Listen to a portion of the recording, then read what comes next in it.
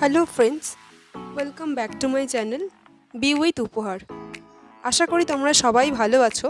আজকে আরও একটা নতুন রেসিপি নিয়ে চলে এসেছি তোমাদের কাছে। আজকে আমি তোমাদের সাথে শেয়ার করব ডিমের হালুয়ার রেসিপি। এটাকে ডিমের মিহিদানাও বলা হয়। তো চলো রেসিপিটা শুরু করা যাক। প্রথমে আমি একটা বাটির মধ্যে ডিমগুলোকে নিয়ে নিচ্ছি।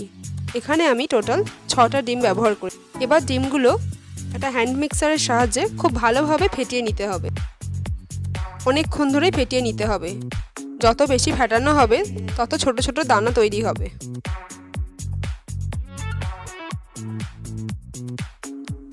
ডিমটা আমার ফেটানো হয়ে গেছে। এবার আমি একটা কড়াই নিয়ে নিয়েছি।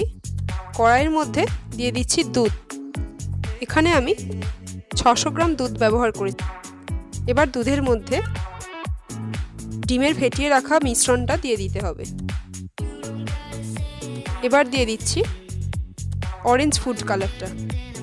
এখানে অরেঞ্জের বদলে রেড ফুড কালারও ব্যবহার করা যেতে পারে, তবে ডিমের হালুয়াতে অরেঞ্জ ফুড কালারটা ব্যবহার করলে বেশি ভালো লাগবে।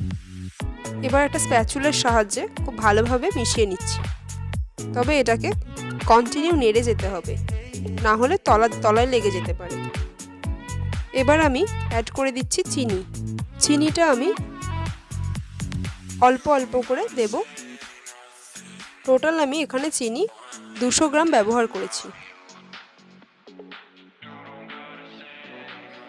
কিছুক্ষণ পর দিয়ে দিচ্ছি ঘি। ঘিটা দিয়ে খুব ভালোভাবে মিক্সড করে নিতে হবে। এখানে আমি ঘিটা টোটাল 4 টেবিল চামচ ব্যবহার করেছি। একেবারে দেব না, প্রথমে 2 চামচ দিয়ে দিয়েছি। ভালোভাবে মিক্স করে নিচ্ছি।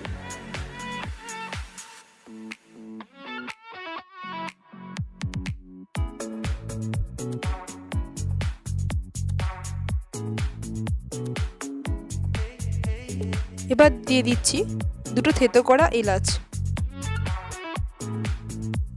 ভালো করে মিশিয়ে নিচ্ছি। একটু দলা পেকে পেকে এসছে, এই সময়টা খুব খেয়াল করে মিশিয়ে নিতে হবে। তবে যদি কারোর কাছে এলাচের গুঁড়ো থাকে তো ওটাই দেবে। আমার কাছে ছিল না অ্যাভেলেবেল, তো ওই জন্য আমি থেতো করা এলাচই ব্যবহার করেছি। একটু একটু দানা বেঁধে এসেছে। এই পর্যায়ে আরও কিছুটা চিনি অ্যাড করে দিচ্ছি। খুব ভালোভাবে মিশিয়ে নিচ্ছি স্প্যাচুলার সাহায্যে। দেখো এবার জলটা অনেকটা শুকিয়ে গেছে।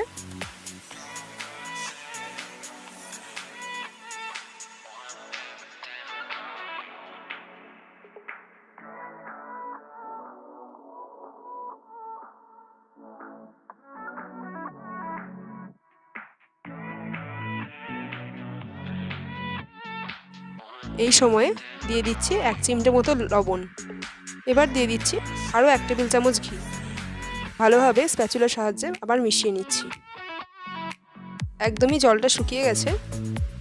হালুয়ার এই রেসিপিটা তোমরা অনায়াসে বাড়িতে বানিয়ে নিতে পারো, আর এটা 7 থেকে 10 দিন ফ্রিজে নর্মাল কন্ডিশনে রেখেও ভালো থাকবে। এটা রুটি পরোটা সাথে খাওয়া তো যাই, আবার শুধু শুধু সন্ধ্যাবেলাতেও খেতে বেশ ভালো লাগে। তো আজকের এই রেসিপিটা তোমাদের কেমন লাগলো অবশ্যই কমেন্ট করে জানিও। ভালো লাগলে একটা লাইক করে দিও, আর চ্যানেলে নতুন হয়ে থাকলে অবশ্যই চ্যানেলটাকে সাবস্ক্রাইব করো। দেখা হচ্ছে আবার নেক্সট ভিডিওয়।